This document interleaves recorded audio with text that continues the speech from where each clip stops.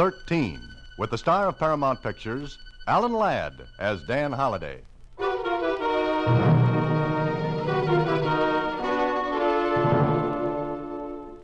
Box 13, care of Star Times. I don't know quite how to begin this letter, except to say that it may sound fantastic to you, perhaps even a joke.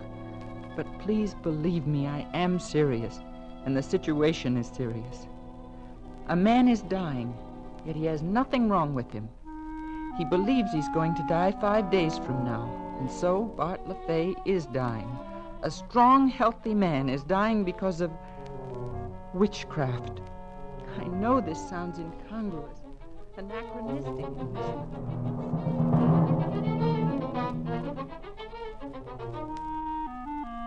this 20th century. But if you will come to Valleau, Louisiana, you will see for yourself and perhaps be able to help. Sincerely, Doris Gordon. Sure, I laughed when I sat down to read Miss Gordon's letter. But the laugh stopped in Valleau, Louisiana.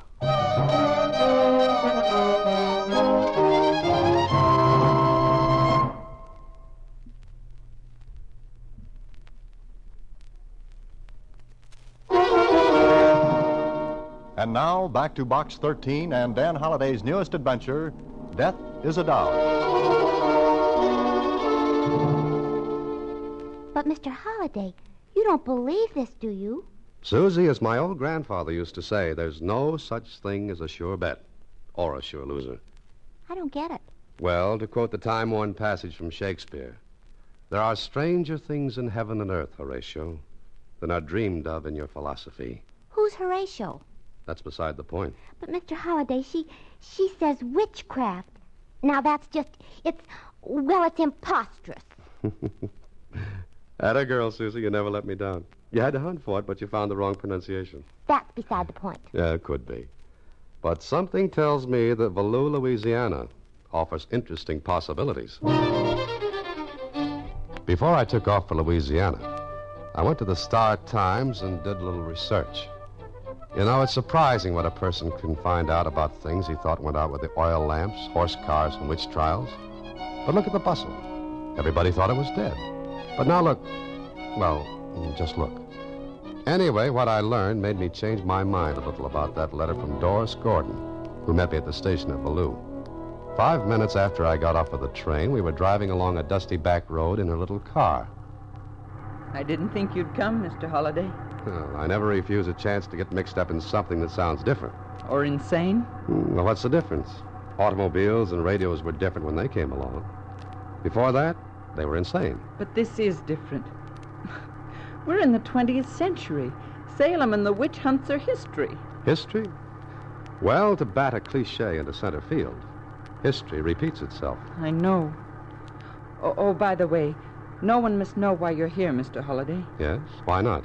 Because these people are fine and honest, but they're liable to resent a stranger. Oh, so what happens? I want you to pretend to be my cousin. Glad to. But won't they know you haven't got a cousin? No, I teach school here. I've been here only 6 months. No one knows much about my personal life. They've come to trust me and like me, I think. And they'll accept you because of it. Fair enough. Now, I board with the LaFays. LaFay? Oh, your letter mentioned a Bart LaFay. Yes. He's the youngest son. And he's dying, so you said? Yes. In 1 month, he's become almost a dead man. Why? What did the doctor say? He said there's nothing wrong with Bart. But there has to be. That's what I told myself. I told it to Bart. But Mr. Holliday, he knows he's going to die because someone has told him. Who? Who told him? I don't know who started it, but now everyone in Valleau knows it. It's been like a snowball. Building, building, building. You're in love with Bart? Yes, I am. All right, but, well, I don't see what I can do to help. You've got to.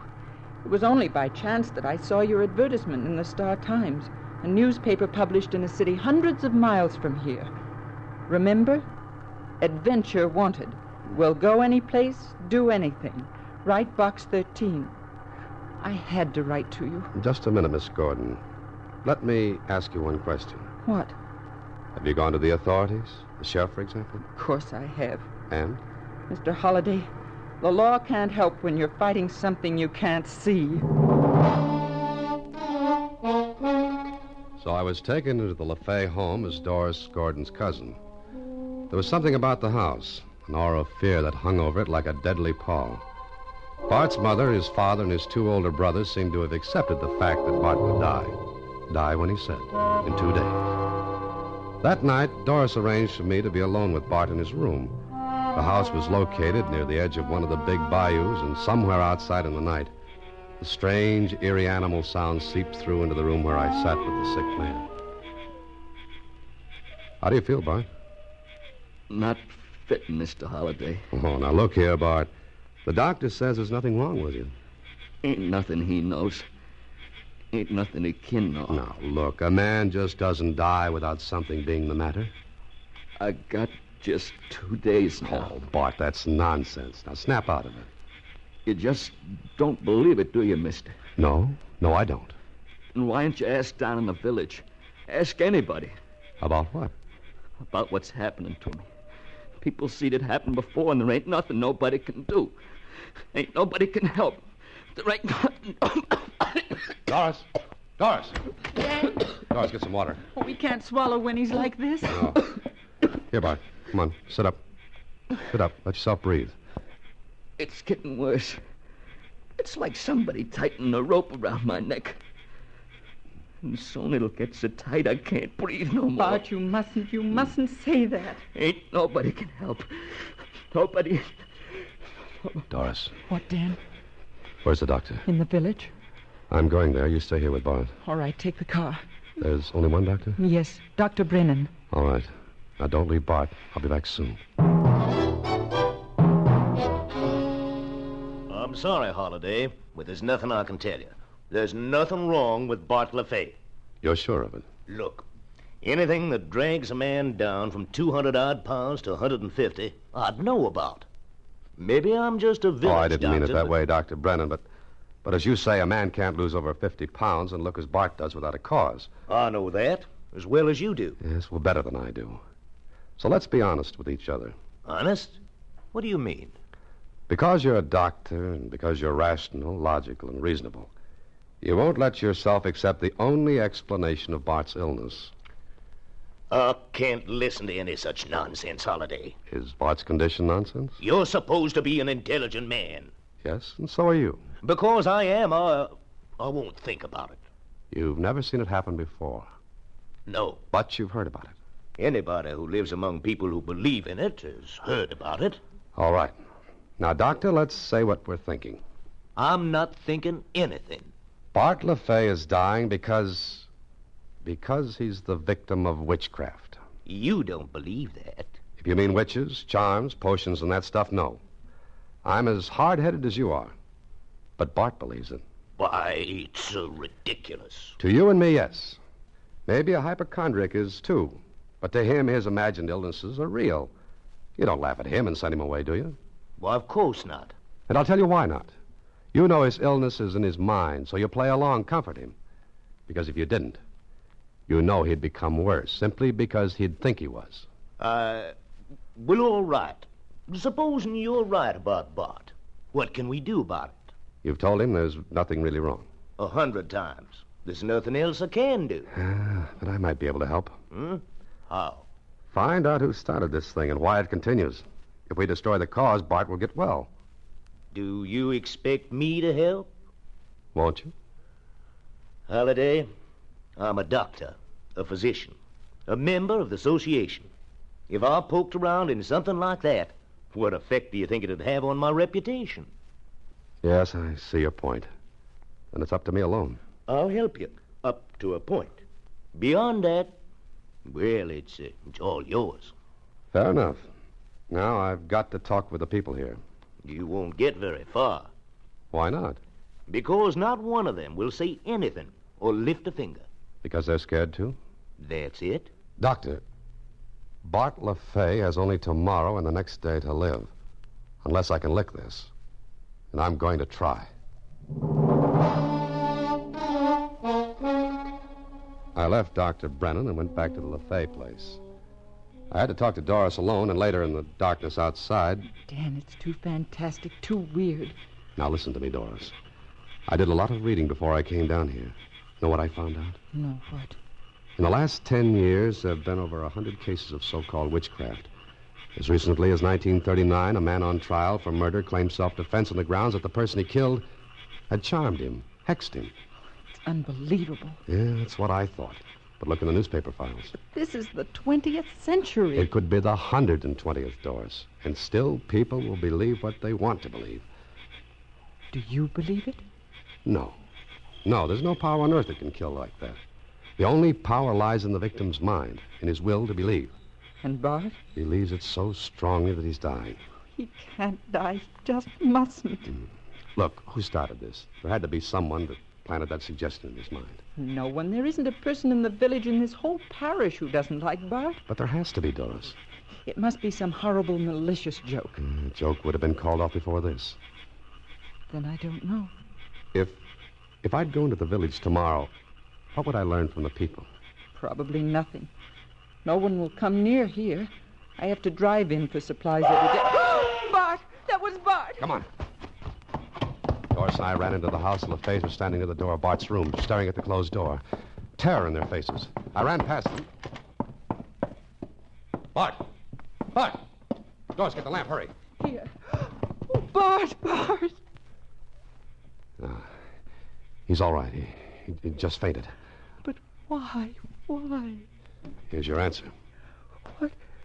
What's that? Doris, shut the door. Keep the rest of the family out of here. Wait out there, please.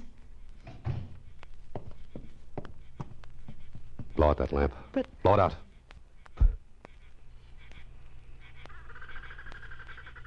What are you looking at? Is there somebody in the clearing outside? No. No, not a soul. I didn't expect to see anyone. You didn't expect? Look. This charm that made Bart scream was tossed in through this window, Doris. And nothing supernatural or magical about it. It was a human being who tossed it in. But why? To let Bart know he has only 2 more days to live.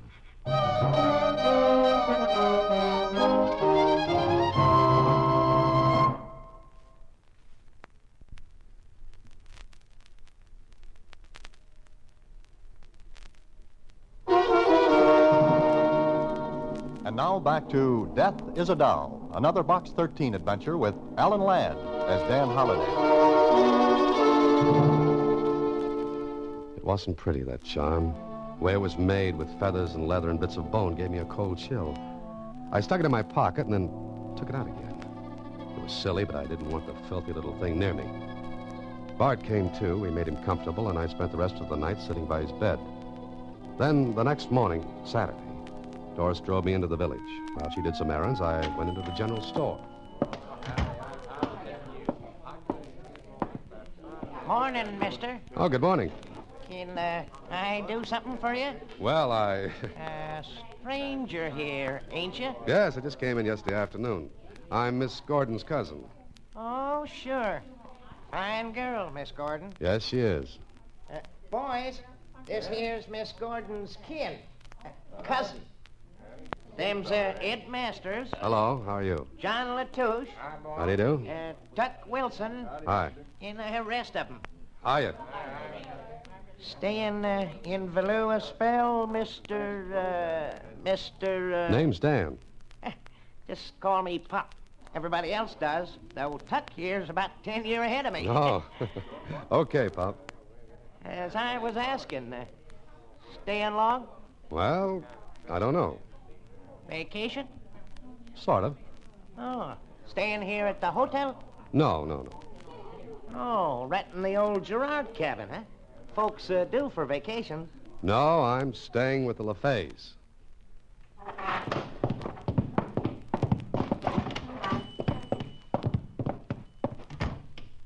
Well, I must have said something wrong. That's one mighty good way to clear the store. Just mention LaFays. Aren't the LaFays liked? They was. Was. You come in here to buy something, mister? No, Well, then I gotta get busy. I gotta get some stock put away. Oh, now, just a minute, Pop. Huh? Want something? I want to know something. Maybe you can tell me. Depends. I don't know much. I'll make it worth your while. You can put away your money, mister. If I wanted to make talk, I wouldn't take no pay for it. Oh, I see. I'm sorry. You ain't staying long with the LaFays, are you? I don't know. You better know. Listen, Bart LaFay's dying. Is he? You know he is. He's been ailing, not been fitting. Pop, who's doing it to him? I ain't got no idea what you're talking about. I think you have. You can't stand by and see a man die like that. Sooner or later, we all got it. Pop, if you can tell me anything I ain't no use of asking me. But effing you want advice, mister, don't stay no more at the LaFays. I gotta get back to work. Oh, now, wait a minute, Pop. Well, it was useless to try that anymore. I went outside and stood there for a moment. Then I glanced back at the store, and staring out at me from a window was the face of a girl, about 18. And if ever a face showed fear, there it was. Before I could move, she pulled back and away. Outside in the street, little groups of people stared at me, and when I looked back at them, they walked out of sight. Farther down the street, I saw Doris, and she was talking with a big, husky fella, and I walked toward them. Dan, what did you find out? Nothing. Oh, I knew it. Oh, Dan, this is Didge Lawson, Bart's best friend. Didge, this is Dan Holliday, my cousin. How are you, Didge? Fitting? Them yellow livers was scared, huh? Looked like it. Look here, mister. I ain't scared. If you want any help, I'll give it to you. Thanks, Didge. But can you help? Maybe. I've got an idea. An idea, Didge? About what? Look here. Someplace out in the bayou is what's killing Bart. In the bayou? Yeah. I know that there bayou like the back of my own hand. Some funny things can go on out there, mister. Like what? I seen a doll once, hanging from a tree, dressed up like a man it was, dressed up like Bill Dakin. Ain't long after that, Bill took sick. Pretty died. You saw that, Didge? Why didn't you do something? Me? I ain't gonna touch nothing like that. Them it touches is they get sick and die. You think that's what's happening to Bart?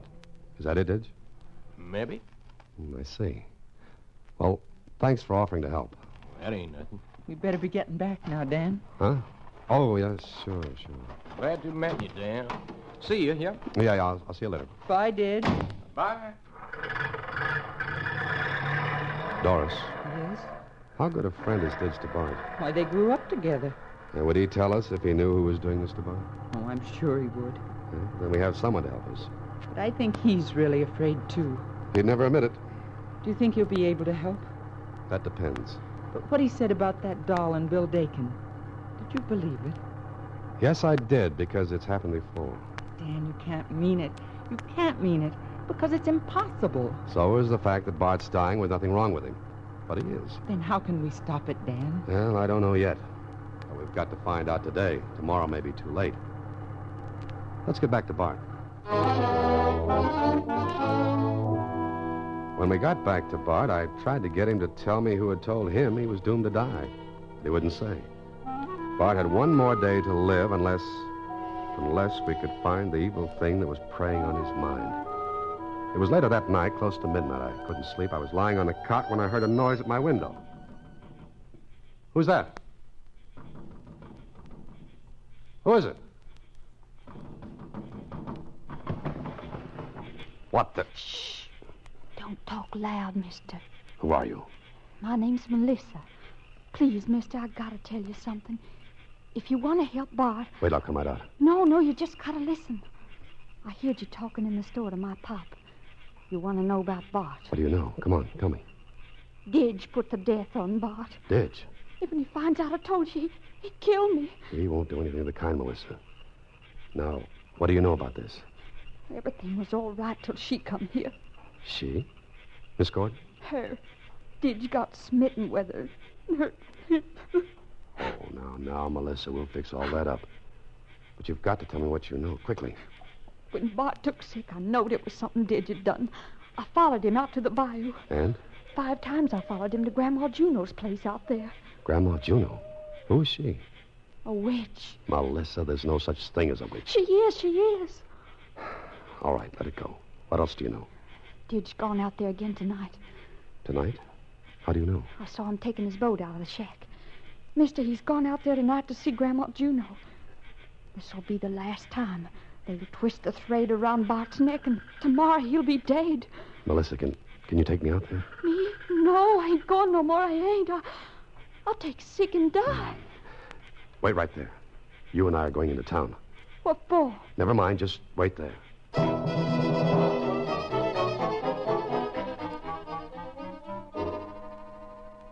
I awakened Doris, told her what was happening, and took her car, and Melissa and I drove into the village.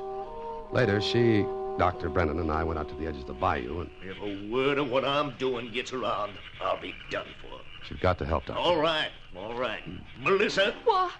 You sure that you can lead us to Grandma Juno's in the dark? I think maybe so. Well, come on, we're wasting time. Get in the boat, Doctor. Oh, careful. In for this, I got an MD degree. Chasing around in the black of midnight after a witch. Ready? I am. Go straight ahead until we come to the turn, then go left. Oh, good. Ready, Doctor? I gotta be. All right. Now, no lights. And be as quiet as you can. Let's go.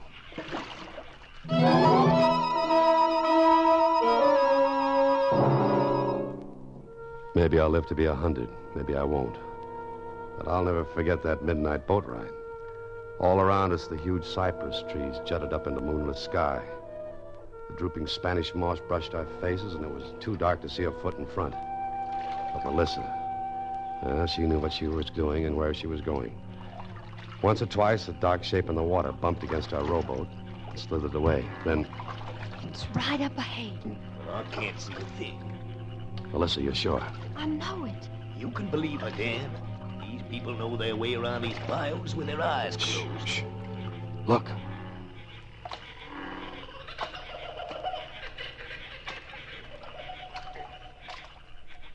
That's a lantern up ahead. There's Didge's boat. Stop rowing, Doctor. Easy. I'm going to take sick and die. I'm going to take sick and die. No, you're not, Melissa. Look. Good heaven.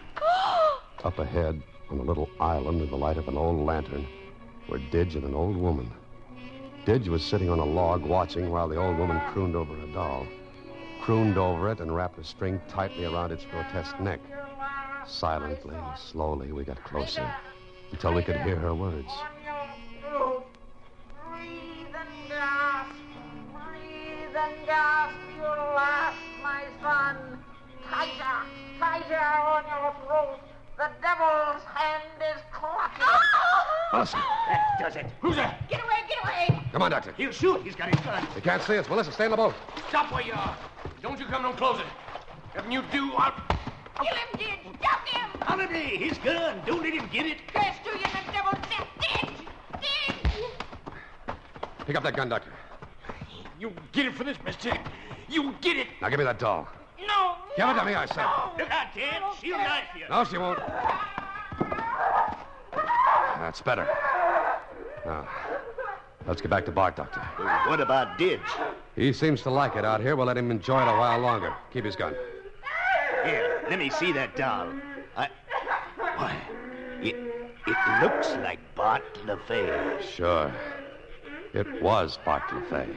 Huh? Never mind now. Let's get back. You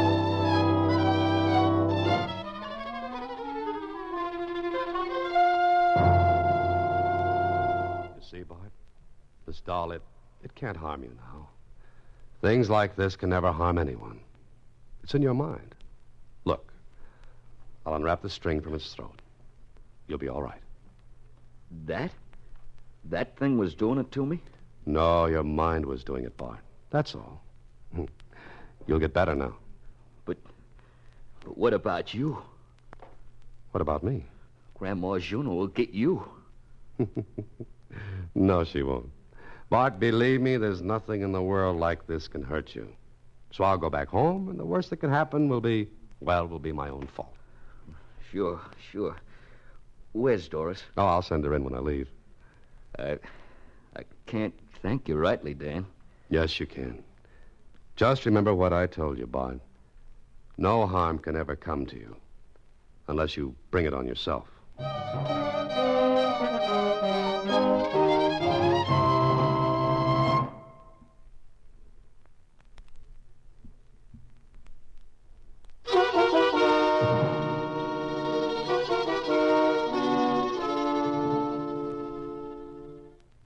Gee, what a nasty-looking little doll. It's not pretty. And he actually believed this was killing him? Well, he knows better now. Do you feel all right? Of course, why? Well, I just hate to think of that terrible old woman sticking pins in you. Oh, not a chance, not a chance. Now, let me sit down and look at the mail. Oh, Mr. Holliday, what's the matter? Oh, I felt as though something stuck me. Mr. Holliday, Suzy. Suzy. Oh, my knitting needles. Yeah. Good night, Suzy. Next week, same time, through the courtesy of Paramount Pictures, Alan Ladd stars as Dan Holliday in Box 13. Box 13 is directed by Richard Sandville, and this adventure was written by Clark Robley. Original music is composed and conducted by Rudy Schrager. Part of Suzy is played by Slyvia Picker. Production is supervised by Vern Karstensen. Box 13 is a Mayfair production from Hollywood.